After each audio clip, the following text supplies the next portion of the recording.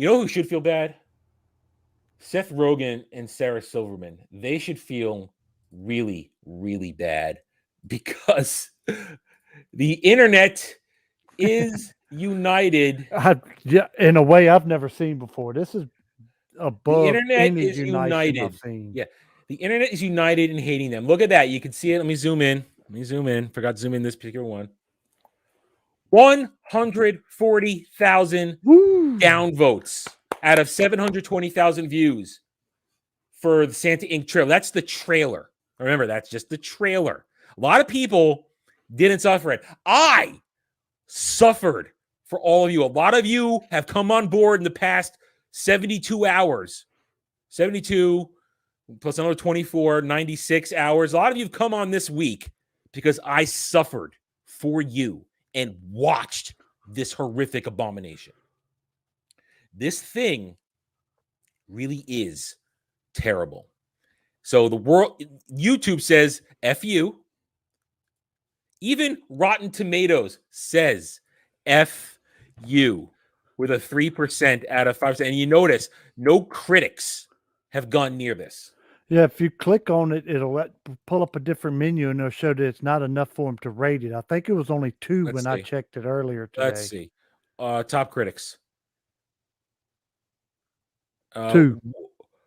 One gives it a fresh.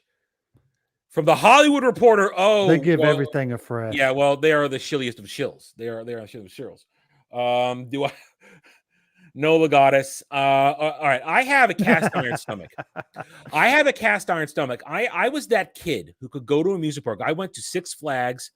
Whenever we went there, I'm the kid who could eat a full meal. And within 10 minutes, I'm on the roller coaster and I'm perfectly fine. As opposed to another one of my friends, his name was Rob, ate a cookie and puked up the cookie. I'm the kind of person that plays pranks on people like my dad by putting in stuff like Saul or them other real horrible movies and eat a rare steak and drink red Kool-Aid in front of him, looking at him just to watch him run into another room. I'm immune to that kind of stuff. I'm not going to be affected by that kind of stuff. It's on a screen. And anyway, so I got a cast iron stomach to know I didn't need a barf bag. What I needed was bleach for my eyes. That's what I needed. I needed bleach for my eyes. So look, Santa Inc. is proudly crude and immature without wholly abandoning the holiday spirit. There is no holiday spirit in this show. I got more holiday spirit than they do. And you got a Grinch shirt on. Yeah.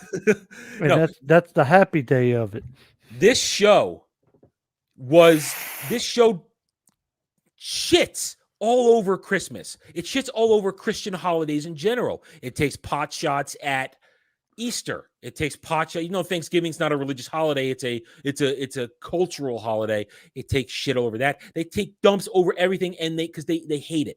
They hate us. They hate holidays. I said this in my review and in my follow-up that this is all about destroying our cultural norms so that these people can replace them with their ideology, with their Marxist ideology. So at least Variety's critic understands that this thing is terrible. The audience critics, I mean, for the most part, whoops, what did I do? There we go. Half star. What is this? All right, let's read a 5-star rating. This is not for kids or people who don't enjoy irreverent comedies. But if you are an adult with no kids in the room and you're not easily offended by Christmas jokes, what Christmas jokes?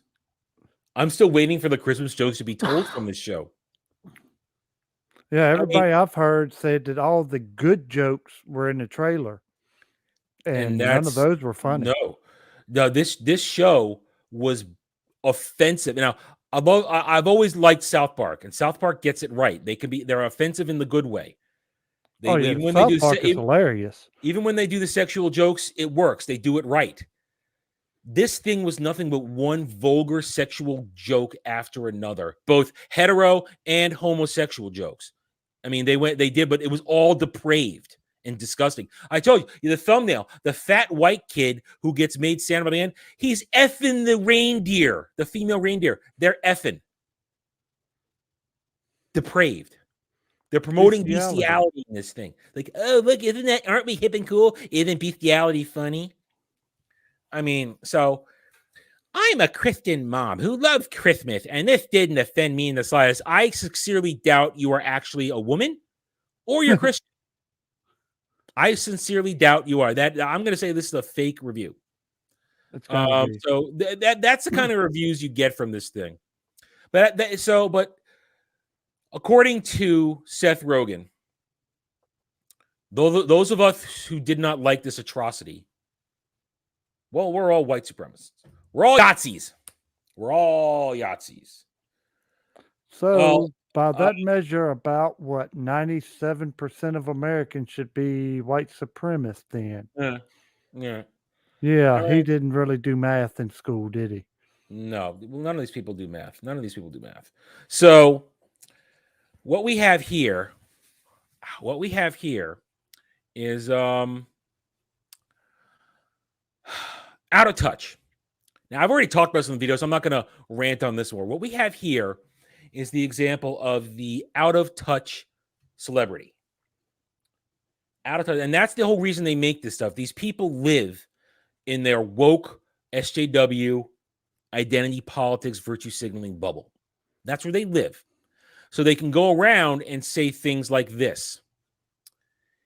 We really pissed off tens of thousands of white supremacists with our new show, Santa Inc. And I agree with everybody. When we see this, you want to say satanic. It looks like I thought they misspelled satanic. Yeah, so did I. The very first time I saw it, that's their show, which is now available on HBO Max. Please read the responses to this tweet for confirmation. Now, we're not going to go to Seth Rogen's Twitter thing because it's all gobbledygook there, but he believes that he actually believes this. Out of touch. Yeah, and he missed the number again too. He said tens of thousands, more like 140 something thousand. 100,000+, and probably millions of people who are just actually watching it and not saying anything, or who are watching reviews like mine, or everybody else saying this is disgusting. So, well, Santa Inc. is the lowest rated show ever. Ever.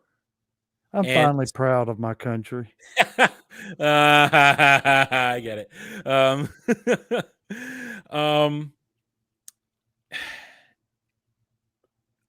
This makes it clear that maybe people are not so out of touch as they think, as everyone wants to think. And I say that because I talk a lot about how the normies are slow to react to stuff. The normies, until you get into the middle of their normie life, until you interfere with their normie stuff, they're pretty much oblivious to everything. They don't realize that those of us out here we're screaming, look at us, we're warning you what's coming. Please pay attention to what we're telling you. You have to pay attention because we need your normie might, for the sheer fact that you outnumber all of us because you're normies. We need your weight to push back against this. We need you to be aware of what's going on. And this you saw it when I did. We're not the target audience for this. It's made for his four mates in between sniffing farts. They're all farts and lighten up on their bongs, because that's what these guys do. They get high all the damn time. They probably have farts like baked into their bongs. Ugh, that's a disgusting thought. Ugh. Anyway, these people, they live in their own world, but their own world. And then when they think their world, they live in their own world. They live on Twitter, and they think Twitter is the real world.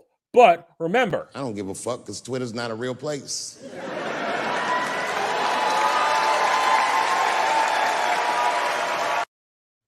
Twitter is not real. Twitter is fake. In fact, we've seen people report on constantly, Twitter is the most least used of all the social medias. It's just because the shill media gives the most attention to Twitter that you think it's the biggest, most important social media platform that everybody is talking on there constantly. No, Twitter isn't real. Twitter sucks. But these blue check marks, these out of touch celebrities, they think that Twitter is real. Because we're going to go, here's Sarah Silverman's Twitter right now. I mean, F her, F her. I'm Jewish and I don't need to be told that. It's always I'm raising my family. So she does this. Her Twitter now is devoted to trying to show us that the word elf represents Judaism, represents Jews. That's her. I scanned this, and that's what she's trying to promote. That if you are talking bad about Santa Inc., therefore you're talking bad about her elf and the other elves, and therefore you are an anti-Semite. You are a bigot. That has got to be the longest bridge I've ever seen. Now elf is the new code for Jews. Please enjoy all the codes for anti-Semitic shite on the web. I won't put a trigger warning on it since it's just Jew hatred. People seem okay with it. Now and the people who believe that this is some sort of white supremacist sign. No, it's when buckwheat on the Little Rascals went, oh, Tay. That's where it came from. At least that's where I associated with it originally. Did you actually hear the story of how that became the white supremacist sign? How would I? It was a Reddit prank. No, 4chan prank. They decided, a group got together and started putting out, hey, we're going to do a prank. And this is going to become the new thing. And the media picked it up and ran with it. The prank worked and they still fall for it. Oh my God. It was all the beginning from a prank. 4chan, one of the worst places on the internet that is nothing but sewer and fake. And you're going to pick up a story from there and believe it's real? 90% what comes off there is a prank, and they fell for it. Oh, God. Fool of a took. Throw yourself in next time and rid us of your stupidity. I mean, good. You got 2 in a row so far. I'm not boomering my clips today. I'm ready on my clips. I got to figure on the trigger.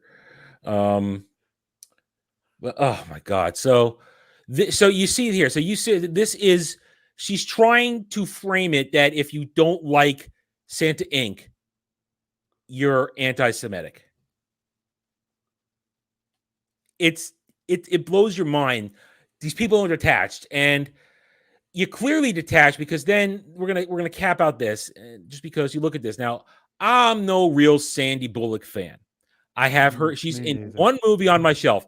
She's in one movie on my shelf. Can you guess which movie that is? Speed? No. You get 2. I'm gonna give you 2 more guesses. 2 more guesses. Crap, I don't know because normally if they say she's in it, I just don't watch it.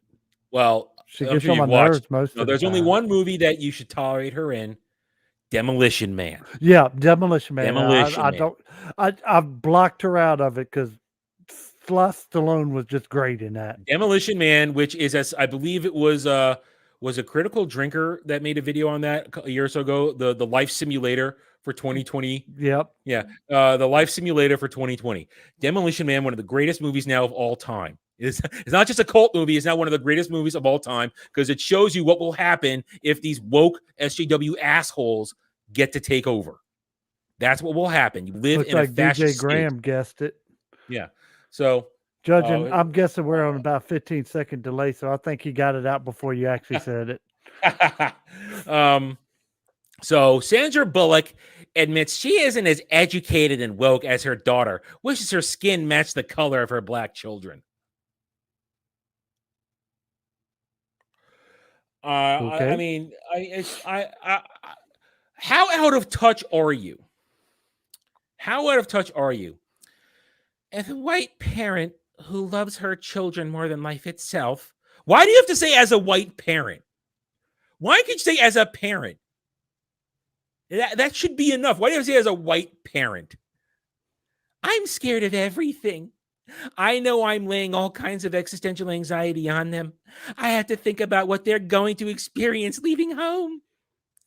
They're going to have my fear, but how can I make sure that my anxiety is accurate, protective? I let him see everything. I guess her son.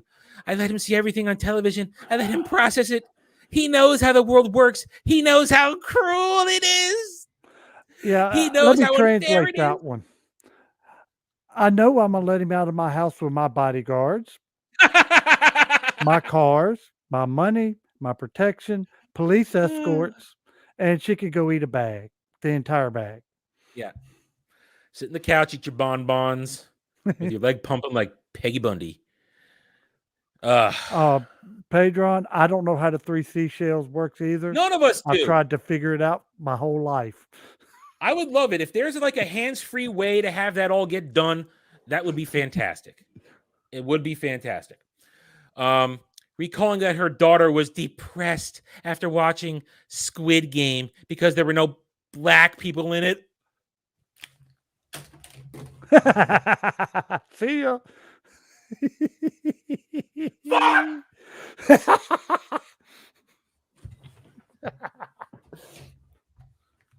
I hadn't read this yet. I'm reading it. That was legitimate. That wasn't planned. I have not read this yet. This is the first time reading it. I wanted to read it live. I wanted to go into this. I've read it not too long ago. I knew hadn't it was read that. coming too. What kind of socially deficient twit have you raised that she's depressed because there's no black people on the screen?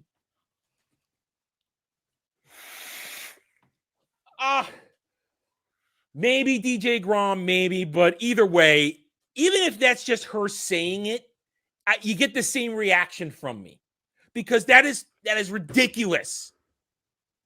That is oh my God, that is so stupid. That is so stupid. You don't need to see yourself. Okay. In the chat, Grump, anybody watching this in the comments, if you're watching this on the replay, when was the last time you needed to see yourself? Somebody made it great. I forget who said it. Whose stream I was watching. A lot of us grew up in the 80s and the 90s. I know a lot of us did. Some of you didn't, but a lot of us did. I know Grump and I both did. There was a thing called TGI Friday on ABC. Thank goodness it's Friday. Oh, that's old. That's old. The top shows on that block, 2 of the top shows for years were black family shows. One of them, Family Matters. Fresh Prince of Bel-Air. Yep. I watched those shows from beginning to end, when they started and when they ended. Family Matters was definitely one of my favorites. I watched Fresh Prince of Bel-Air in reruns for years before Will Smith. I couldn't take him anymore because he gets worse and worse as the years go on as an individual person. Never once. Oh, let's add in Different World. Back when it was okay to look at it, The Cosby Show.